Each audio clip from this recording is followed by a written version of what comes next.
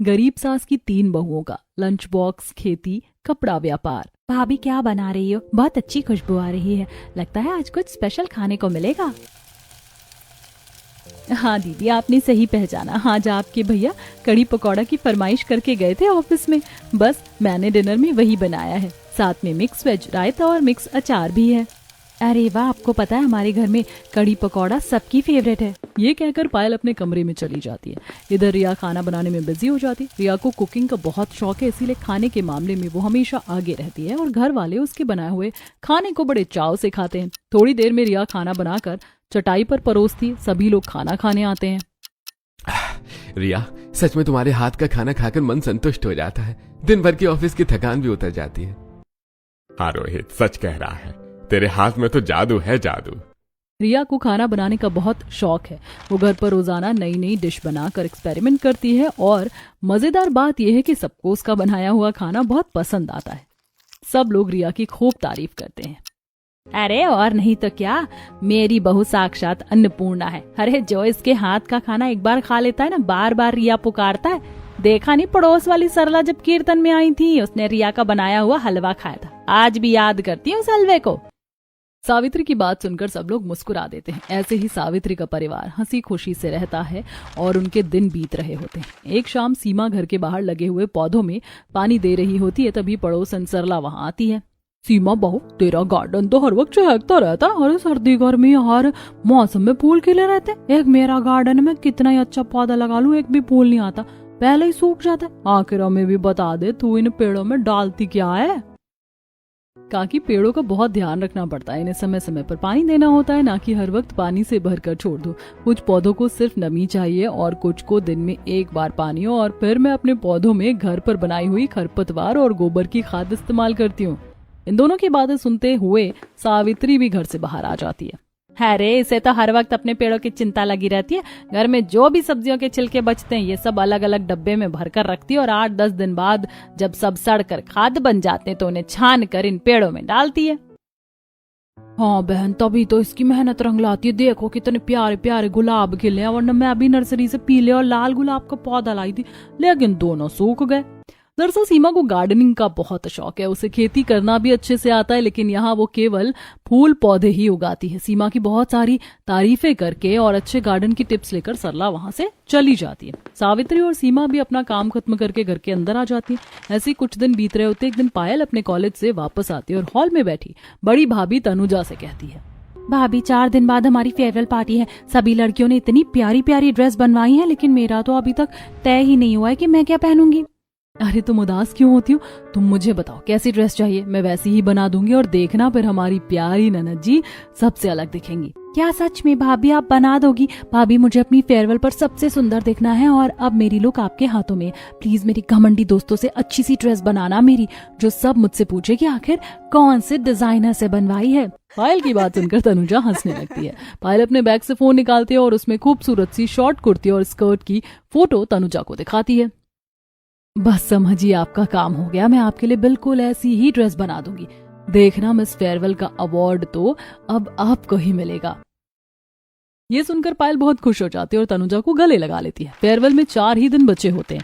तनुजा और पायल मार्केट में शॉपिंग करने के लिए जाती हैं। तनुजा एक फैब्रिक वाली शॉप से पहले कपड़ा खरीदती है, फिर लेस, बेल, गोटा पट्टी और बाकी सारी चीजें लेकर घर आ जाती है और पायल के लिए ड्रेस डिजाइन करने लग जाती है। तनुजा पायल के लिए ड्रेस बना ही रही होती है कि तभी वहां सरला काकी और उनकी बेटी निकिता आ जाती है।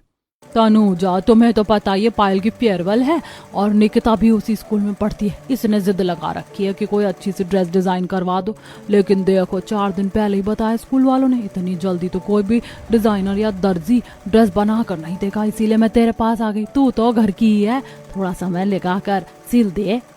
काकी मैं ड्रेस तो बना देती, लेकिन मेरे पास बिल्कुल भी समय नहीं। आप देख ही रही हैं, घर में इतने लोग हैं, सबका खाना, कपड़े और सारी जिम्मेदारियां देखनी होती हैं। और फिर मैंने पायल की ड्रेस की कटिंग कर ली है, इसे अधूरा नहीं छोड़ सकती। इस मैडम ने तो डिजाइन भी इतना मुश्किल चुना है कि इसे ही मैं दिन रात जाग कर बना रही हूँ। ये कहकर तनुजा सरला और निकिता को समझाकर वहां से विदा कर देती है। 1-2 दिन में पायल की ड्रेस भी बनकर तैयार हो जाती है। भाभी मैंने सोचा भी नहीं था कि आप इतनी प्यारी ड्रेस बना दोगी। ये तो सचमुच उस फोटो वाली ड्रेस से भी ज्यादा अच्छी लग रही है। देखना अब मिस फेयरवेल का खिताब तो मुझे ही मिलेगा। दोनों भाभी ननद बातें कर ही रही होती हैं कि तभी रिया और सीमा भी वहां आ जाती हैं।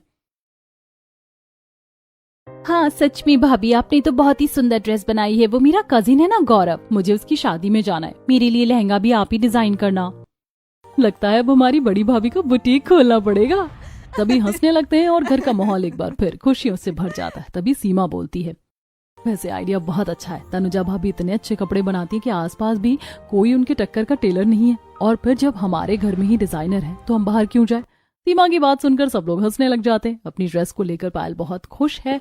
वो कॉलेज फंक्शन में उसे पहनती है और सभी लड़कियों से ज्यादा प्यारी लगती है। पायल, तुम्हारी आउटफिट तो बहुत प्यारी लग रही है, तुमने कहाँ से ली है? अरे ये तो मेरी भाभी ने मेरे लिए डिजाइन की है। मैंने उन्हें एक नॉर्मल सी ड्रेस दिखाई थी, लेकिन देखो उन्होंने तो बिल्कुल अलग और यूनिक बना कर दी है।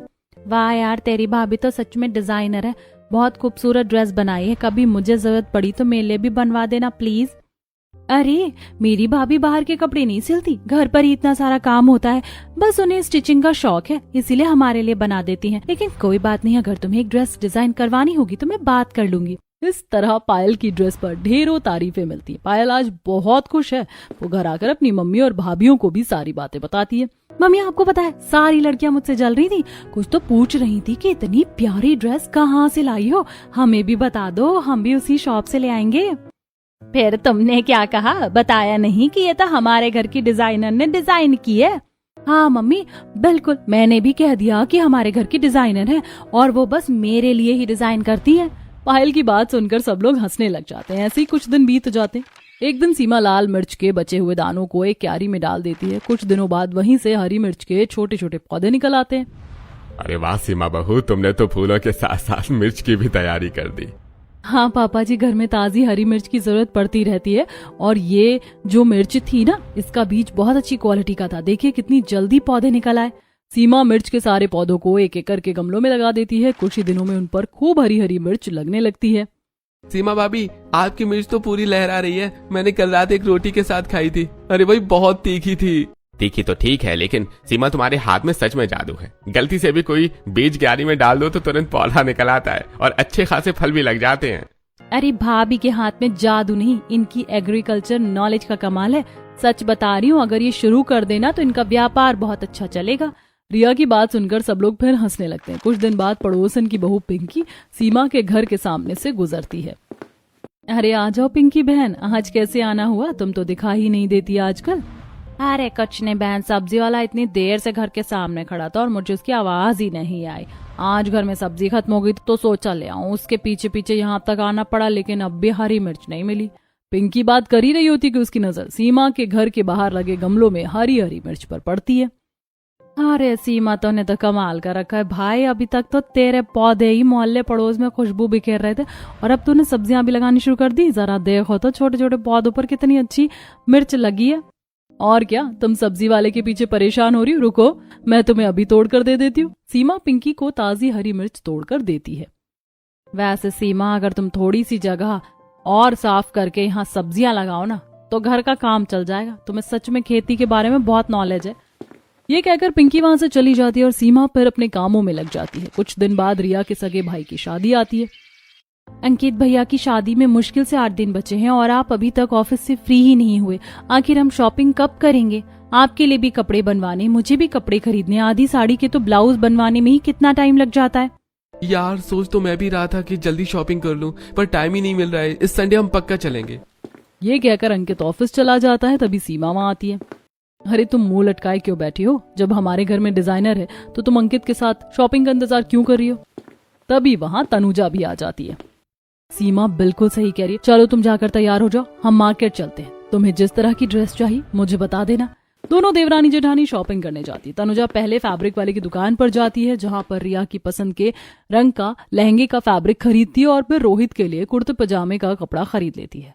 उसके बाद वो लेस, बेल और गोटा पट्टी ये सब चीज खरीद कर घर वापस आ जाती है। घर आने के बाद तनुजा दिन रात मेहनत करके रिया के लिए खूबसूरत सा फिश कट लहंगा तैयार करती है। उसी के मैचिंग रंग का अंकित का कुर्ता पजामा भी सिलकर तैयार कर देती है। कुर्ता पजामा को देखकर, भाभी आपने तो कमाल कर दिया, कितना प्यारा कुर्ता लग रहा है। ये तो बिल्कुल वैसा है जैसा सिद्धार्थ मल्होत्रा ने अपनी शादी में पहना था। सच में बहुत अच्छा लग रहा है।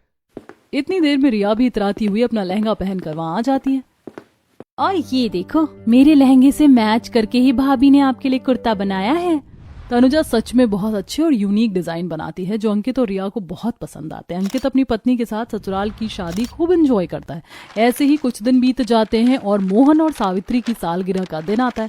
सब लोग हॉल में बैठे हैं। सभी सावित्री और मोहन को सालगिरह की शुभकामनाएं देते हैं। उसके बाद तनुजा कहती है, मम्मी पापा आपकी एनिवर्सरी पर क्या स्पेशल किया जाए? कहीं बाहर घूमने चलें क्या? अरे इस उम्र में हम क्या एनिवर्सरी मनाते हुए अच्छे लगेंगे, घर पर ही सेलिब्रेट कर लेते हैं।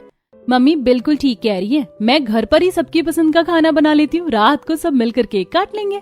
हाँ रिया, यही सही रहेगा। और वैसे भी जिसके घर में मास्टर शेफ बहू हो उसे बाहर जाकर डिनर करने की क्या है जरूरत। ये सुनकर सब हंसने लग जाते। थोड़ी देर बाद रिया किचन में जाती है और लंच के लिए कढ़ाई पनीर, मलाई कोफ्ता, कड़ी पकौड़ा, छोले भटूरे और कई तरह के पकवान बनाती है। वो अपने पति और दोनों जेठ के टिफिन में भी खाना पैक करके दे देती है। ऑफिस में जब अंकित खाना खाने बैठता है तो उसका दोस्त सुमित पास आ जाता है। यार आज लंच में क्या लेकर आया है तू? इतनी अच्छी खुशबू आ रही है, जरा देखूं तो भाभी ने क्या बनाया है। इतना कहते ही सुमित अंकित का लंच बॉक्स खोलकर खाना शुरू कर देता है। सारा खाना खत्म करने के बाद, अरे यार तेरी बीवी मास्टर शेफ है क्या? इतना टेस्टी खाना बनाया है, सच में खाकर मजा आ गया। ऐसा लग रहा है जैसे मैं 5 स्टार होटल का खाना खा रहा हूँ। तू तो सच में अपनी बीवी के नाम से फूड सर्विस शुरू कर दे, बहुत अच्छा बिजनेस चलेगा तुम्हारा। सुमित की बात सुनकर अंकित बस हंस देता है। आखिर सब लोग अपनी अपनी पत्नियों के टैलेंट को अभी हल्के में ही तो ले रहे थे। कुछ दिन बाद तीनों बहुएं अपनी सास के पास बैठी होती हैं। रिया फोन चला रही होती, तभी अचानक उसके सामने इंस्टाग्राम की एक रील आती है। देखो इनके तो मजे हैं, खुद कमाती हैं, खुद मजे लेती हैं, बड़ी बड़ी कारों में घूमती हैं। बिजनेस वुमेन है तो सोसाइटी में अलग ही पहचान है। सबके हाथ में महंगे फोन, महंगी घड़ी, और एक हम हैं जो बस घर तक ही सीमित है। एक तो ये लोग टैलेंटेड है, दूसरा महंगे कॉलेजों से डिग्री ले रखी है और परिवार का सपोर्ट भी है इनके साथ, तभी तो यहाँ तक पहुंची है। इनकी लाइफ तो सेट है, किसी बात की टेंशन नहीं। दोनों बहुओं की बातें सुनकर सावित्री कुछ देर चुप रहती है, फिर बोलती है, वैसे टैलेंट की कमी तो तुम में भी नहीं है। अगर तुम चाहो तो तुम भी बिजनेस वुमेन बन सकती हो, अपना व्यापार चला सकती हो। मम्मी ये बात कहने में अच्छी लगती है, देखो ना सरला काकी 4-5 सूट लेकर आई थी सिलवाने को, तो मेरे पास टाइम ही नहीं था। बड़े बड़े ऑर्डर कैसे संभालूंगी। बहू मन के हारे हार है और मन के जीते जीत। अगर तुम चाहो तो कुछ भी कर सकते हो। इतनी देर में पायल भी कमरे से बाहर आ जाती है और सबकी बातें सुनकर बोलती है, भाभी मम्मी बिल्कुल सही कह रही है, आप बस व्यापार शुरू करने का हौसला तो करो, बाकी काम तो सब हो जाएगा। और फिर घर के काम के बाद मैं और मम्मी है ना, हम मिलकर सब संभाल लेंगे। अपनी सास और ननद की बातें सुनकर बीच वाली बहू सीमा भी बोलती है, वैसे आइडिया तो अच्छा है, बड़ी भाभी डिजाइनर कपड़े बनाने में एक्सपर्ट है, तो मैं खेती का काम देख लूंगी और रिया तो खाना बहुत अच्छा बनाती है। हाँ वही तो मैं कह रही हूँ, तनुजा तुम अपना डिजाइनिंग का काम शुरू करो, सीमा तुम खेती संभालो और रिया फूड सर्विस शुरू करेगी। लेकिन मम्मी जी हमें ऑर्डर कौन देगा। इतनी देर में तीनों भाई ऑफिस से घर आ जाते हैं। मोहन भी बैठक से हॉल में आ जाते हैं। सबको एक साथ बैठा देख मोहन पूछते हैं, हाँ भाई ये स्पेशल मीटिंग किस बात को लेकर हो रही है? मामला क्या है, हमें भी तो बताओ। पायल अपने पापा और तीनों भाइयों को सारी बात समझाती है। रिया तुम ऑर्डर की टेंशन मत लो, पास वाला जो प्ले स्कूल है ना, मैं उसके मालिक को जानता हूँ, वहाँ इतने सारे बच्चे हैं, शुरुआत में हम ट्रायल के लिए 10 बच्चों का खाना बना देंगे, अगर उन्हें पसंद आया तो आगे देख लेंगे। और तनुजा तुम शुरुआत अपने मोहल्ले से करो, सरला काकी को फोन करके बोल दो कि तुम उनके सूट बना दोगी, बस दिल लगाकर काम करना। और सीमा मेरी एग्रीकल्चर डिपार्टमेंट में जान पहचान है, तुम घर के पास वाली खाली जगह साफ करके सब्जियां उगा लो, हम उसी से अपना छोटा सा बिजनेस शुरू करेंगे। जब सास, ननद, ससुर और पति सब खड़े हों तो बहुओं को काम करने का हौसला मिल ही जाता है। इस तरह तीनों अपने अपने काम में लग जाती हैं।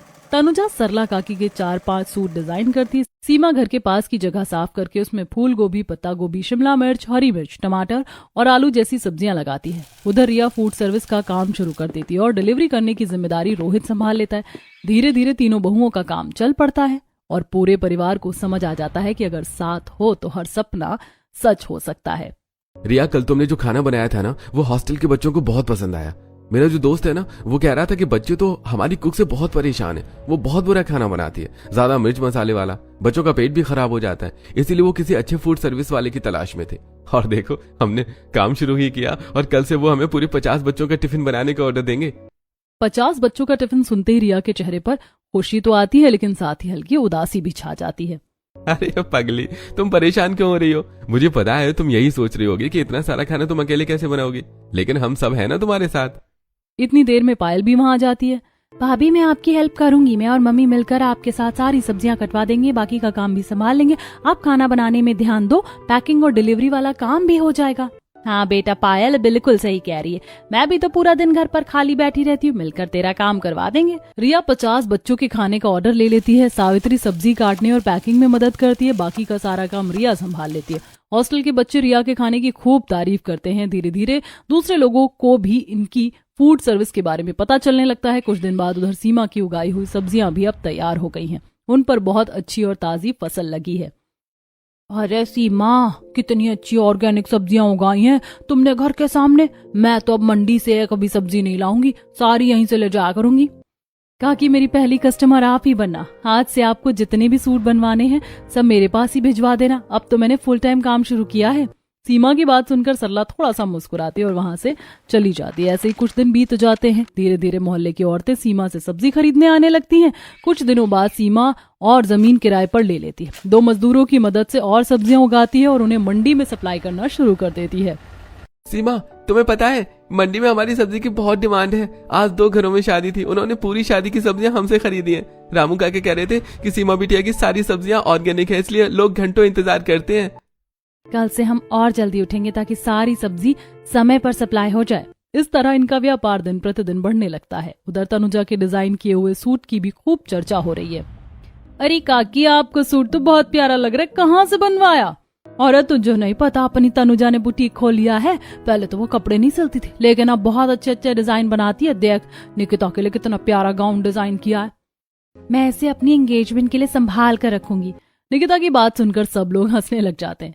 इधर पिंकी तुरंत अपने घर से 2-4 सूट निकालकर तनुजा को दे आती है। जो भी तनुजा के डिजाइन देखता है वो बार बार उसके बुटीक पर आने लगता है। तीनों देवरानी जेठानियों का भाग्य जैसे आसमान छूने लगता है। आज रिया को एक इंटरनेशनल स्कूल से बड़ा ऑर्डर मिलता है। रिया, आज 50 नहीं पूरे 500 लंच बॉक्स का ऑर्डर मिला है। रोहित, हम अकेले 500 लंच बॉक्स नहीं बना सकते, इसके लिए हमें एक सही टीम चाहिए। तुम उनसे थोड़ा समय मांग लो। हाँ, मुझे पता है, इसलिए मैंने उनसे कहा कि हम अगले महीने से फूड डिलीवरी शुरू करेंगे।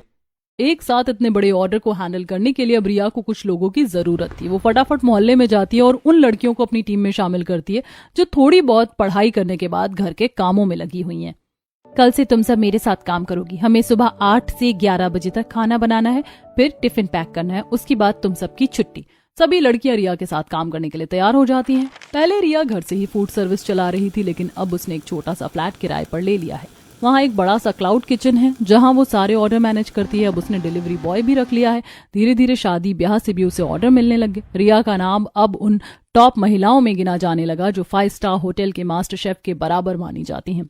तनुजा के डिजाइन किए हुए कपड़े अब गली मोहल्ले से निकलकर शहर शहर में फैल चुके हैं। तनुजा, देखो कितने प्यारे और ट्रेंडिंग शरारा सूट के डिजाइन हैं।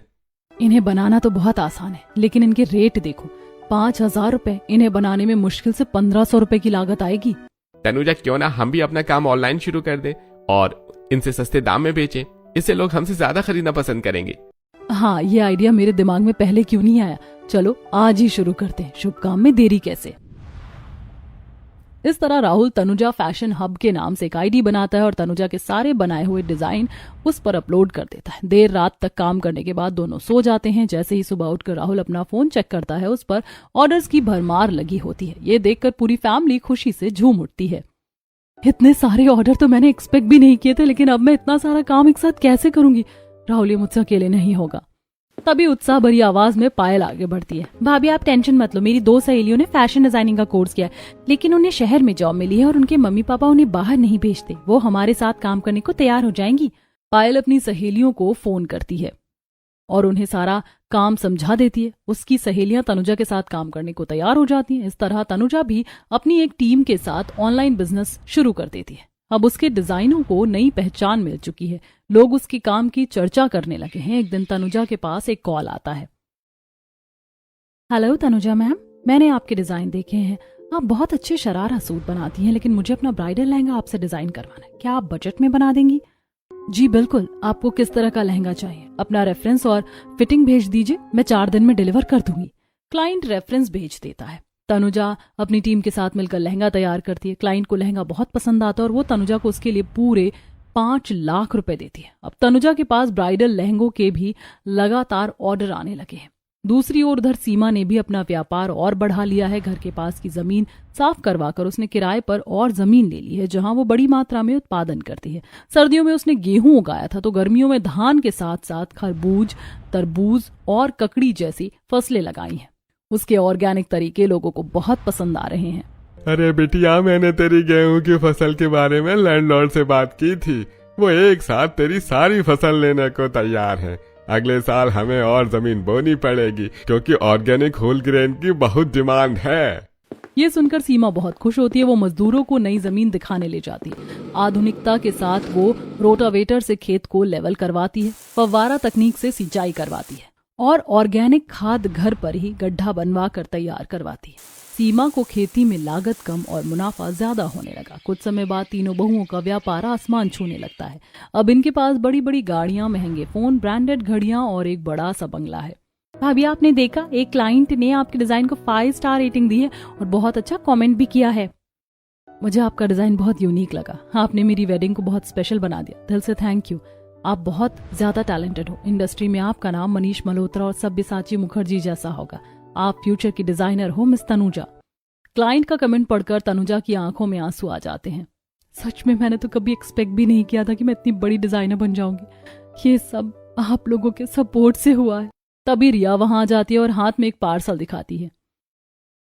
ये लेटर हमें वुमेन एम्पावरमेंट सेमिनार से आया है। कल मुंबई में एक बहुत बड़ा सेमिनार होने वाला है, जहां सभी बिजनेस वुमेन को बुलाया गया है और उसमें हम तीनों का नाम भी शामिल है। रिया की बात सुनकर पूरा परिवार खुशी से झूम उठता है। अगले दिन लेटर में दिए समय के अनुसार सभी लोग मुंबई पहुंचते हैं। भव्य मंच पर तीनों बहुओं को स्टेज पर बुलाया जाता है। मिसेस तनुजा, आपको व्यापार करने का आइडिया कहाँ से मिला? आपने कैसे सोचा कि आप डिजाइनर बनेंगी? आपकी इंस्पिरेशन क्या थी? सच बताऊं तो मैंने सपने में भी नहीं सोचा था कि मैं इतनी बड़ी डिजाइनर बनूंगी।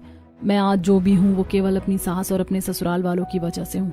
मेरी सास ने मुझे खुद का बिजनेस शुरू करने के लिए मोटिवेट किया और आज नतीजा आप सबके सामने है।